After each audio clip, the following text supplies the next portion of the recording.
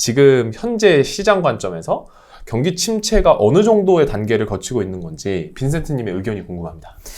이쯤 되면 한 해의 절반이 넘어가는 분수령이고요. 그렇죠.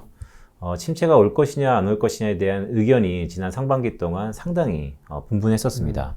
최근의 흐름은 침체는 없다라는 것으로 가닥이 잡히고 있고요. 하지만 경기 침체에 대한 우려를 높이 보는 저의 입장에서 보면 보이는 것과 보여지지 않는 것에 대한 구분이 좀 필요하다라는 말씀을 좀 드리고 싶습니다. 모두에 말씀드렸던 것처럼 일부의 타이틀이 2023년은 현금을 보유하는 시기다라는 말씀을 주셨잖아요. 그런데 현금은 작금과 같은 인플레이션 시대에는 사실은 보유하면 안 될 자산 중에 하나예요. 그렇죠. 그럼에도 불구하고 올해를 조망하는 데 있어서 현금이 필요하다라는 근간에는 경기 침체가 올 거기 때문에 인플레이션에 대한 우려에도 불구하고 캐시가, 즉 현금이 좋다라는 것이 깔려 있는데요. 공교롭게도 최근 종료되었던 6월 FOMC에서 미국의 연준이 종지부를 찍었죠. 어떤 종지부를 찍었냐면 경기를 판단하는 데 있어서 다양한 전달 매개체가 있습니다. 뭐 전문가가 나와서 이렇게 생각한다라고 썰로 풀 수도 있고 하지만 가장 강력한 것은 숫자예요. 자, 지난 6월 FOMC를 잠깐 복귀해야 되는데 뭐 다양한 일이 있었습니다. 오늘 뒤에도 말씀을 많이 나누겠지만 가장 중요했던 것 중에 하나는 미국의 중앙은행이 올해 하반기에 미국의 경기를 봤을 때 GDP 성장률을 높여버렸다는 것이죠. 침체가 온다라는 우려에도 불구하고 높여버렸다는 것은 경기 침체에 대한 가능성과 우려가 상당 부분 낮아졌다라는 것을 보이고 있는 것입니다. 지금이 시장 컨센서스이고요. 하지만 이제부터 제가 좀 말씀드리고 싶은 것은 뭐 연준이 다 맞을 수는 없죠. 그렇죠. 최근에 들어서 연준이 바라보는 저보다 훨씬 더 똑똑한 이코노미스트들이 모여있는 연준의 발언을, 즉 전망을 무시하는 건 아니지만 제가 생각하는 모형도 확률적으로 보면 상당히 의미가 있기 때문에 한 번쯤은 짚고 넘어가 보자라는 말씀을 조심스럽게 드리고 있는 것입니다. 물론 투자라는 거 확신이 아닌 확률이 하는 것이죠. 그런 의미에서 확률에 기반된 모형을 하나 지금 보여드리려고 하는데요. 제가 화면 하나 준비했습니다. 이거는 미국의 OECD 경기 선행지수예요. 실물 경제를 미리 내다볼 수 있는 지표라는 것이죠. 그 중에서 이 경기 선행지수는 읽는 법이 장기 평균이 100입니다. 장기 평균이 100이라는 건 뭐냐면 1970년부터 지금까지 오르고 내리고가 반복됐었는데 평균 기준선이 100이라는 것은 100보다 위에 있으면 경기가 상당히 좋았다라는 것을 의미하고 100보다 밑에 있으면 경기가 안 좋았다라는 것을 의미합니다. 자, 경기가 좋고 나쁜 것은 침체하고 좀 달라요. 그런데 이 회색 빗금칠한 게 뭐냐면 이것은 미국의 경기 침체 기간들이었어요. 경기 침체의 정의는 다소 좀 상이한 부분이 있지만 간단히 말씀드리면 GDP, 즉 성장률이 2분기 연속 역성장, 마이너스 성장을 한 구간입니다. 잘 보시면 OECD 미국 경기 선행지수 기준이 100인데 100 밑에 이렇게 파란색 점선이 있잖아요. 이것은 제가 보는 기준선입니다.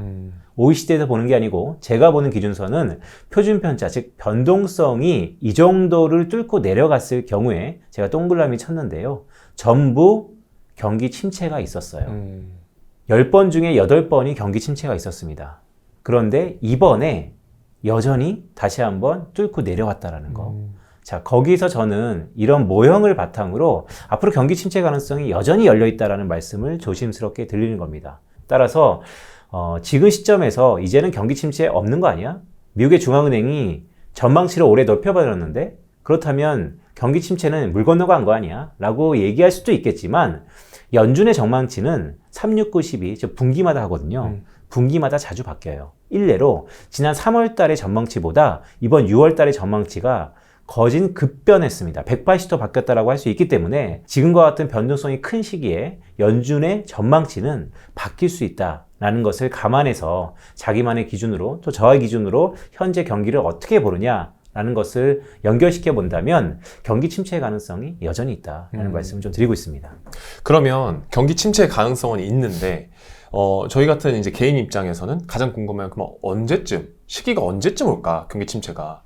그럼 그 언제쯤은 어느 정도로 예상하시는지 궁금합니다. 네, 매우 어려운 겁니다. 네, 우리는 언제쯤 생을 마감할까요? 어렵죠. 똑같은 거죠. 네.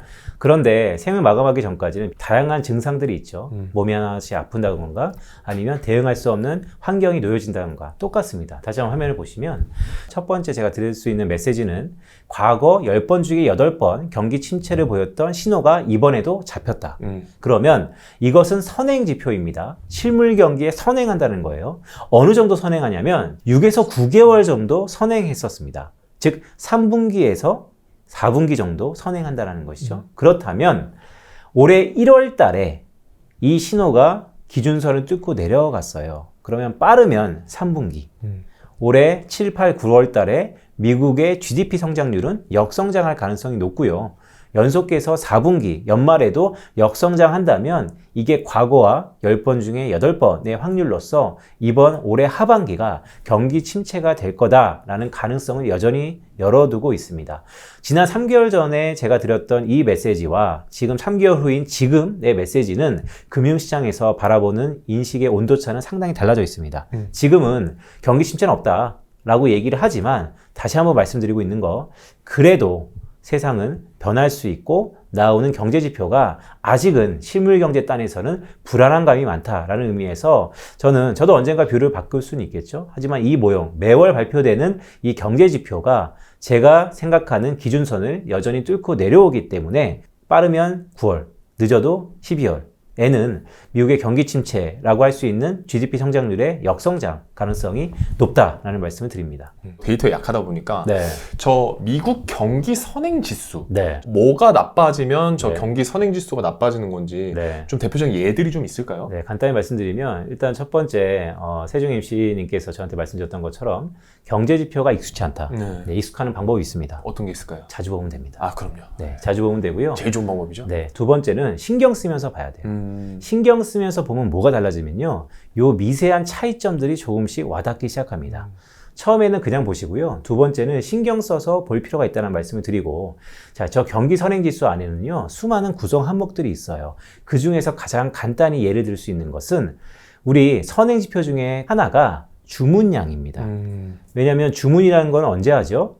미래의 경기에 대한 전망이 섰을 때 주문하는 겁니다. 잘 팔릴 것 같으면 주문량을 많이 넣고요. 그렇죠. 반대로 주문량이 줄어든다면 경기 선행지수, 앞으로 우리가 바라보는 경기가 부진할 거다라는 것을 작용합니다. 좀 더 쉽게 말씀드리면 경기 선행지수는 크게 두 가지로 나눌 수 있어요. 하나는 금융 파트고요. 하나는 실물 파트입니다. 주가지수도 금융선행지수에 들어갑니다.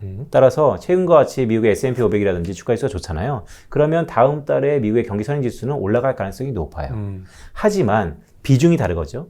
10개 지표가 있다면 다 10%씩 동일 가중으로 들어가는 게 아니기 때문에 이 금융 사이드의 경제 지표가 좋아지느냐 아니면 실물 사이드의 경제 지표가 내려가느냐에 따라서 종합적인 미국의 경기 선행지수의 방향성이 정해집니다. 지금은 어느 상황이냐? 금융 사이드에서의 경기 선행지수는 좋아요. 주가지수가 대변하는 것처럼. 하지만 여전히 실물 경계를 반영하는 실물 사이드에서의 경제 지표는 부진합니다. 그런 의미에서 저는 여전히 경기 침체에 대한 압력과 가능성이 높다라는 말씀을 드리는 것이죠. 일단 뭐 맹목적으로 봐야 되고 네. 신경을 써서 좀 봐야 되고, 한 가지 방법을 또 제가 안내드리면 이게 네. 경제지표 읽는 시간을 한번 읽어보시면 이런 것들을 네, 조금 네. 더 잘 알 수 있지 않을까. 지금 보여주신 요 그래프 내에 이 8번의 이제 경기 침체 신호들이 보이고 있는데, 네. 그러면 지금 상황이 이 8번에 비교해서 어느 정도로 심각한 수준인지가 네. 궁금합니다. 여기 화면에 보시는 것처럼 제가 동글뱅이를 쳐왔는데요. 네. 이 신호가 뚫고 내려가는 거와 다 비슷한 상황들이에요. 좀 더 가까운 것은 우리가 1970년대 중후반을 얘기하죠. 이때는 지금과처럼 물가 압력이 높았기 때문에 두 번의 큰 오일 쇼크라는 게 있었습니다. 따라서 지금의 인플레이션 상황을 놓고 보면 이때랑 비슷해요. 그런데 저는 개인적으로 이때랑 더 비슷한 것 같아요. 보시면 미국이 1990년대 후반에 거의 르네상스였어요. 무슨 얘기냐면 미국이 그때 안 되는 게 없었습니다. 다 좋았었습니다. 그런데 여기 가만 보시면 그때도 지금하고 비슷하게 이렇게 경기 침체 신호가 잡혔었어요.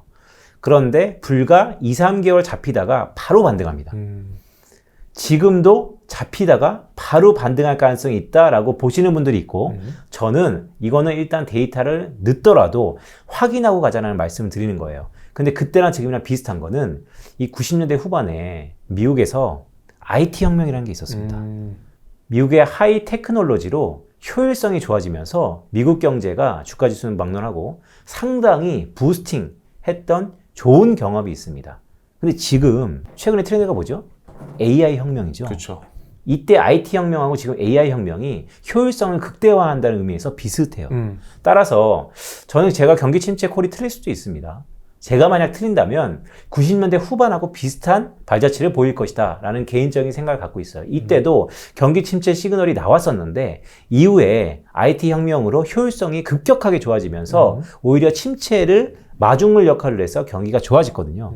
지금도 비슷한 흐름으로 AI, 챗 GPT라는 효율성을 극대화시킨 하이 테크놀로지가 나왔기 때문에 만약에 저희 전망이 과거 확률을 깨고 10번 중에 8번이 아닌 2번의 확률에 들어간다면 아마 그런 이유에서 들어갈 것이다 라는 것을 경각심을 갖고 바라보고 있습니다. 지금 상황이 사실 침체에 바로 직전에 와 있긴 하나 미국이 90년대 후반처럼 챗 GPT가 진짜 효율적인 뭔가 뭐 부스팅을 해주는 역할을 하면 어떻게 보면 반등할 수도 있는 이런 시기다. 네. 그럼 예를 들면 이제 그건 논외로 치고 만약에 경기 침체가 본격적으로 시작이 돼서 장기화가 된다. 네. 그러면 주식이나 부동산 우리가 소위 말하는 투자 자산들의 가치는 좀 어떻게 될까요? 침체의 정의는 뭐 다양한 정의가 있지만 성장률이 뒷걸음질 치는 겁니다. 성장률이 뒷걸음질 치다는 것이 쉽게 얘기하면 자산의 가치가 줄어든다는 거예요. 자, 그렇다면 경기 침체가 온다 그러면 모든 위험자산, 우리 흔히 위험자산이라는 것은 주식이 대명사인데 부동산도 마찬가지입니다. 근데 그런 것들을 전부 회수해야겠죠. 큰 파도가 몰고 오는데 그 파도에 당당히 맞설 위험을 굳이 할 필요는 없습니다. 그런데 여기서 우리가 한 번은 짚고 넘어가야 될 게 그럼 과거에 저 기간 동안 전부 다 주식이 안 좋았냐? 그건 아니에요. 평균적으로 보면 다 하락했어요. 하지만 평균에 오류가 있는 것이죠. 그래서 실물경제나 주가지수의 괴리가 발생하는 것입니다. 10번 중에 3번은 성공했지만 2번의 큰 폭의 하락이 있다면 평균적으로는 하락할 수 있는 겁니다. 그렇죠. 따라서 뭐가 중요하냐면 경기 침체가 온다 안 온다의 의견도 중요하지만 더 중요한 것은 얼마나 침체가 지속될 거냐, 얼마나 그 폭이 클 거냐. 자, 근데 그거는 지금 제가 활용하는 데이터를 가지고 전망하기에는 참 힘든 부분이 있어요. 좀 애매한 부분이 있겠죠. 맞습니다. 왜냐하면 그 폭은 그 누구도 알 수 없죠. 왜냐하면 지금도 연초에는 미국의 지역 은행들이 디폴트가 나왔었는데요. 그렇죠. 은행이 무너지고 있습니다. 하지만 지금 어떻죠? 오히려 경기 침체는 없다라고 얘기하고 있어요. 그런 것처럼 앞으로 변화지는 경제는 샘물과 같은 것이기 때문에 다양한 변수 속에서 아니면 어떻게 될 거냐라고 쉽게 폭과 기간을 예단할 수는 없는 것 같습니다. 단, 그래도 제가 갖고 있는 근간은 화면에 보시는 것처럼 OECD 미국 경기 선행지수는 6개월에서 9개월 정도 시차가 있으니 예를 들어서 지금부터 경기 침체가 온다는 시그널이 떴기 때문에 이 부분이 턴어라운드, 바닥을 다지고 올라가는 게 매월 업데이트가 될 거잖아요. 이게 다시 한번 기준선을 뚫고 올라가는 순간, 그 순간이 경기 침체가 종료될 가능성이 높다라고 저는 콜을 하겠죠. 그러면 그 기간 동안을 우리가 경기 침체 기간이라고 볼 수 있는 것입니다. 자, 근데 지금 이제 빈센트님의 말씀에 따르면 네. 웬만한 지표들이 네. 경기 침체로 가고 있다는 걸 좀 객관적으로 보여주고 있는데 네. 왜 아직까지도 정부나 어떤 나라 측에서 경기 침체입니다 라고 딱 정확하게 꼭 집어서 얘기를 안 해주는 걸까요? 그거는 정책을 피는 이반자들이 경기 침체가 올 거다라고 얘기하기는 참 힘들죠. 민간에 있는 연구기관이나 금융사에서도 사실 침체가 온다라고 얘기하기는 참 힘듭니다. 왜냐하면 침체가 온다라는 콜은 수많은 가능성과 변화 속에서 불확실한 침체 뷰를 계속해서 주창하기가 매우 힘든 구조다라는 말씀을 좀 드리고 싶고요.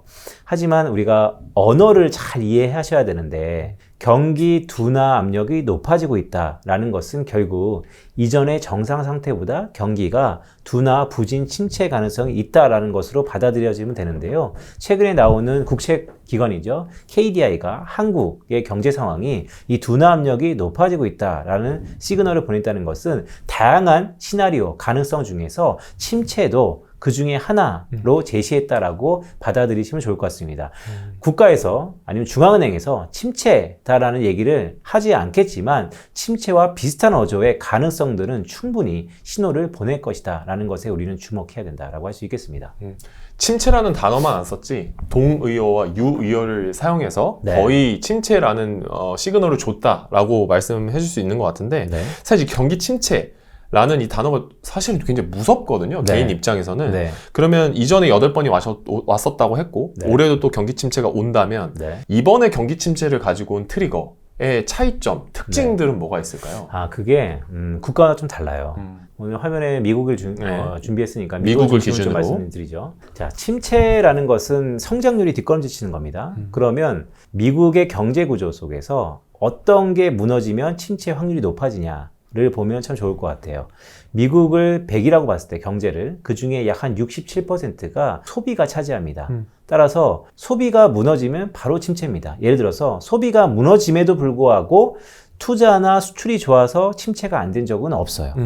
그러니까 우리가 미국은 그래서 소비 경제가 매우 중요하고 소비 데이터들이 그래서 중요한 겁니다. 그러면 소비는 우리가 어떻게 추정과 추론할 수 있을까를 놓고 보면 여기서 이제 경제학적 백그라운드가 좀 필요한데 소비는 가계가 지출하는 것이죠. 지출은 돈이 있어야 되잖아요. 소비는 소득의 함수입니다. 소득을 결정하는 것은 고용시장, 임금이고요. 또 하나는 웰스, 주식투자 같은 재테크, 부입니다. 따라서 고용시장이 어떠냐, 재테크 시장, 주식시장과 부동산이 어떠냐, 이 두 가지가 결국 경기 침체를 판단하는 중요한 트리거 중이에요. 미국은 왜 경기 침체가 안 온다라고 자신 있게 얘기하냐면 오직 과거와 달리 유독 침체와는 완전히 거리가 먼 지표가 딱 하나 있는데 그게 고용지표입니다. 고용지표가 좋아지고 있군요. 맞습니다. 오히려 실업률은 계속해서 낮아지고 있어요. 그러다 보니까 중앙은행 입장에서는 봐라, 고용시장이 견조하다. 결국 미국의 소비가 살아있다. 소비가 살아있기 때문에 경기 침체는 없다라고 얘기를 하는 것이죠. 그러니까 사실상 내수 시장이 아직까지 든든하게 버티고 있으니까 네. 경기 침체 없을 것이다 맞습니다. 라고 얘기를 해주시는 거고. 맞습니다. 근데 이제 미국도 그렇지만 네. 이제 빈센트님이 생각하시기에 한국 네. 침체는 어떤 형태인가요? 지금? 한국은 두 가지 쌍두마차가 있죠. 하나는 구조적으로 봤을 때 수출. 얼마나 우리 물건을 외국에 잘 팔아서 외화를 벌어들이고 그 외화를 마중물 역할을 해서 투자와 소비가 이루어지느냐. 이게 기본적으로 낙수효과의 구조인 거고, 두 번째는 한국도 경제 규모가 전 세계에서 11번째, 12번째로 큰 국가이다 보니까 내수 시장이 상당 부분 소비가 중요합니다. 따라서 한국도 마찬가지로 고용시장을 봐야 되고요. 대신 수출 쪽을 좀 봐야 되는 것이죠. 그런데 수출은 계속해서 무역수지 적자예요. 무역수지 적자가 이렇게 큰 적이 95, 6년 이후에 처음입니다.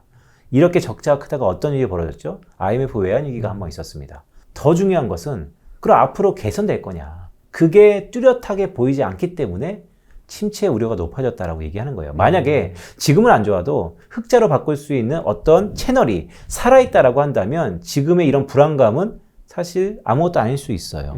하지만 여전히 과거 우리가 수출이 잘 됐던 그 채널이 막혔는데 실제 무역 수지도 흑자가 아니고 적자가 쌓여가고 있고, 이것을 다시 한번 되돌리기에는 딱히 방법이 보이지 않는다라는 게 현재 한국의 대외적인 경기 수준이고요.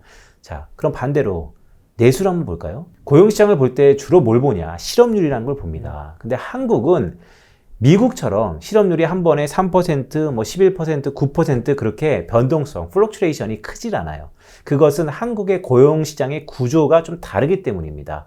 실제 사람을 잘 자르거나 아니면 실제 사람을 잘 뽑을 수도 없는 경직적이라는 거예요. 그렇다 보면 기업 입장에서는 경기의 변동에 따라서 쉽게 비용을 컨트롤할 수 없는 것, 이런 것들도 고용시장을 실업률로 보는 게 아니고 다른 것으로 봐야 되는데, 그런 의미에서 보면 한국도 이 소비의 증대를 위해서 고용시장이 아니면 반대급부에 있는 게 뭐였죠? 바로 웰스라는 주식과 부동산이잖아요. 여기에 주식, 부동산 가격이 최근에 어떠냐를 놓고 보면 한국의 내수, 소비도 앞으로 어떨 거냐에 대해서 조심스럽게 바라볼 수 있는데, 계속해서 금리가 높기 때문에 부채를 통해서 큰 자산을 사는 이 이자 비용이 높아진 상태입니다. 그렇다면 부동산 가격이 하방 압력이 높아지고 있거든요. 그러면 자산 가치가 줄어드는 거고, 그게 소비의 상승보다는 하락을 나타날 수 있어서 결론적으로 말씀드리면 수출도 부진, 소비의 고용시장이 아닌 이 웰스, 부동산 시장도 하방 압력.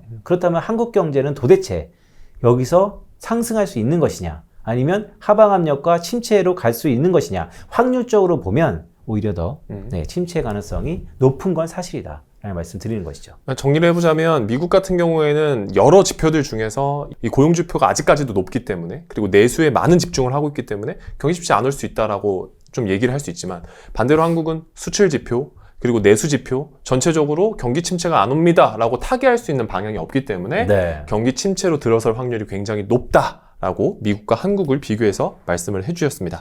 자, 그러면 침체가 온다는 걸 상정한 상태에서 지금 부동산 투자나 주식 매수하시는 분들이 그럼 지금 이 최악의 상황을 방지하기 위해서 개인들은 지금부터 어떤 걸 좀 하는 게 좋을까요?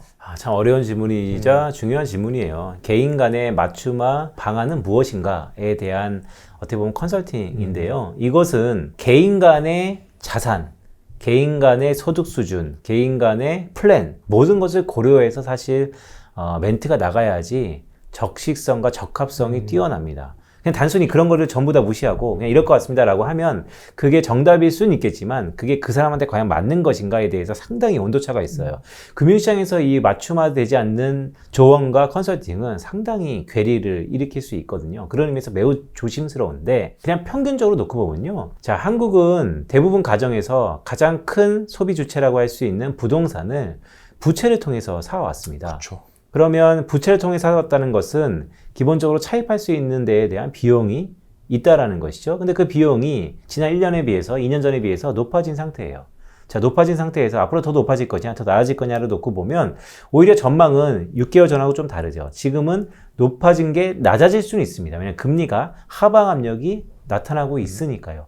하지만 2년 전에는 차입비용이 0원에 가까웠다가 지금은 100만 원 이상 높아져서 여기서 좀 줄어도 7, 80만 원이다라고 하면 이전에 비해서는 훨씬 더 자금에 대한 압박이 높아지는 것이죠. 그렇기 때문에 부동산 전반적인 가격적 메리트가 떨어진 건 사실이다라는 말씀을 드려요. 실제 부동산 보시는 분들은 잘 알겠지만 지난 상반기에 고점 대비 30% 이상 하락했다가 최근 10%포인트 정도 반등했죠. 뭐 반등에는 여러 가지 이유가 있습니다. 결국 유동성을 정부 정책에 의해서 풀어줬고 금리도 피크 쳤다라는 기대감이 있는 것이죠. 자, 그런데 사람들이 어떻게 생각할까요? 더 불안하지 않을까요? 그죠. 네. 제가 주로 하는 비즈니스에는 저는 이제 부자들 대상으로 컨설팅을 많이 하니까요. 자, 하이네월스들은 아직까지 부동산은 역발상 투자도 매우 중요하지만 지금은 눈치를 보고 주시할 때다라는 것들이 대부분 있으세요. 제 주변에 주택을 가지고 계신 분들이 부동산을 살려고 인장이라고 하죠. 다니시는 분들은 극히 적고요. 지금은 무주택자가 돌아다니시는 분들이 많아요. 그게 첫 번째, 이전과 다른 포인트고, 두 번째는요, 매매가 대비 좀 더 선행할 수 있는 건 전세 가격이잖아요. 네. 최근에 전세 가격이 살짝 반등하는 것 같은데, 그럼에도 불구하고 잘 거래는 없습니다. 그렇죠. 네. 그래서 이런 것들을 놓고 봤을 때 아직은 부동산 쪽에서의 불안감은 있다. 자, 그다음부터는 이제 개인적인 견해입니다. 난 이런 불안에도 불구하고 여전히 캐시카우가 많기 때문에 지금 이때 사겠다라고 하시는 분들은 사면 되고요. 하지만 차입 비용이 너무 부담스러워서 좀 지켜보겠다라고 하시는 분들은 지켜보면 됩니다. 그러니까 각자 자기의 포지션에 따라서 결정하시면 되는 거고 주식도 마찬가지예요. 자, 주식은 뭐죠? 앞으로 기업에 돈을 많이 벌 것 같으면 주가는 올라가는 거고요. 어닝이 줄 것 같으면 주가는 내려가요. 물론 변수가 있죠. 돈을 많이 벌 것 같은데 앞으로 10년 동안 벌 것이 지금 다 반영돼서 가격과 가치의 산정 괴리가 상당히 높아진다 그러면 또 실제 손이 나가지 않죠.